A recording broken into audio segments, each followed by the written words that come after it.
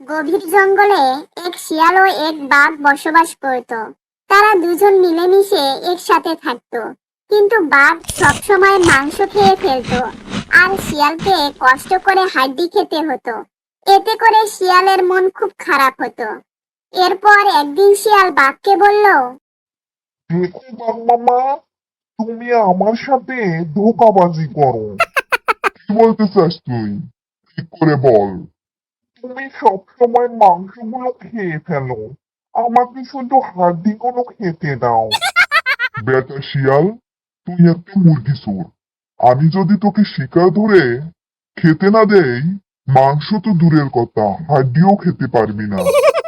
আমি যদি তোমাকে শিকারের সন্ধান না দেই, তাহলে তুমি না খেয়ে মরবে। তুই শুধু শিকারের সন্ধান দিতে পারবি, কিন্তু শিকার ধরতে পারবি না।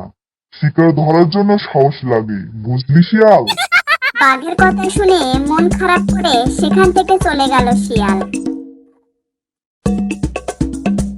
শিয়াল যেতে যেতে পথে একটা গাছ দেখতে পেল। তখন সে গাছের নিচে বসে বিশ্রাম নিতে লাগলো। হঠাৎ সে দূরে থেকে মুরগির ডাক শুনতে পেল।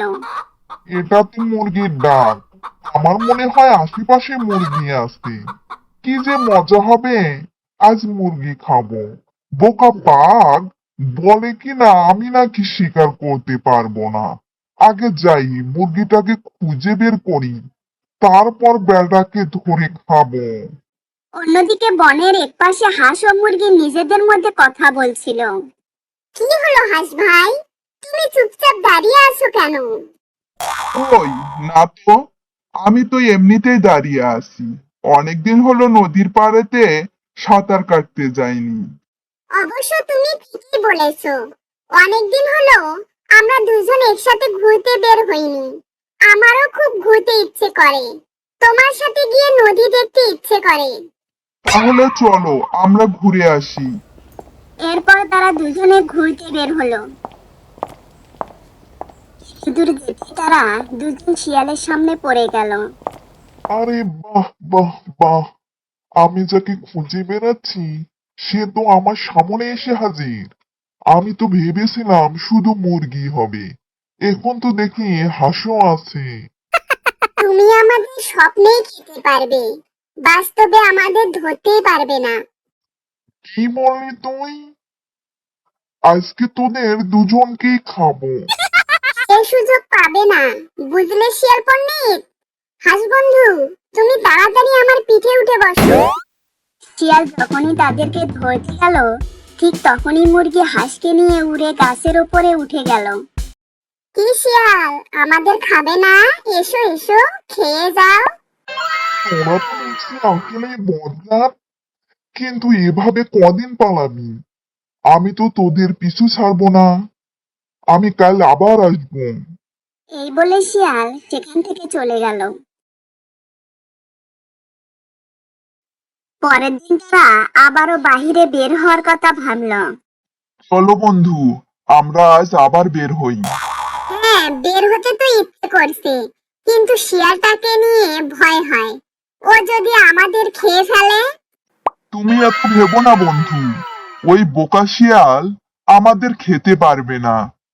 আচ্ছা ঠিক আছে বন্ধু, চলো তাহলে আমরা ঘুরে আসি। এরপর তারা নদীর দিকে রওনা হলো এবং নদীর পাড়ে পৌঁছালো। কি সুন্দর নদী! আমার তো এখনই সাঁতার কাটতে ইচ্ছে করছে। যাও তুমি সাঁতার কাটো, আর আমি দাঁড়িয়ে দাঁড়িয়ে এই সুন্দর সময়টা উপভোগ করি, কারণ আমরা মুরগিরা তো সাঁতার কাটতে জানি না। তখনই ঝোপের আড়াল থেকে শিয়াল আবার তাদের সামনে এসে হাজির। বলেছিলাম না, তোরা আমার হাত থেকে বাঁচতে পারবি না। তোদেরকে খেয়ে এরপর একটু বিশ্রাম নিতে হবে। আমার মনে হয় তোমার স্বপ্ন স্বপ্নই থেকে যাবে, শিয়াল পণ্ডিত। কেন রে? আজ তো আশেপাশে কোনো গাছ নেই। মুরগি তোকে নিয়ে কোথায় উড়াল দিবে? হা হা হা! না শিয়াল, আজ আমি মুরগিকে নিয়ে উড়াল দেব। মুরগি বন্ধু, জলদি আমার পিঠে ওঠো। আর তখনই মুরগি হাঁসের পিঠে উঠে গেল এবং হাঁস মুরগিকে নিয়ে নদীতে নেমে সাঁতরে চলে গেল। আর শিয়াল বোকার মতো নদীর পাড়ে দাঁড়িয়ে থাকলো। কিছুক্ষণের মধ্যে তারা নদীর ওপারে কিনারায় পৌঁছে গেল। ওই দেখো, আমরা কিনারায় এসে গেছি। ধন্যবাদ বন্ধু। ধন্যবাদ দিয়ে আমাকে লজ্জিত করো না। তুমি উঠতে পারো বলে কাল আমরা বেঁচে গেলাম, আর আমি সাঁতার জানি বলে আজ আমরা বেঁচে গেলাম।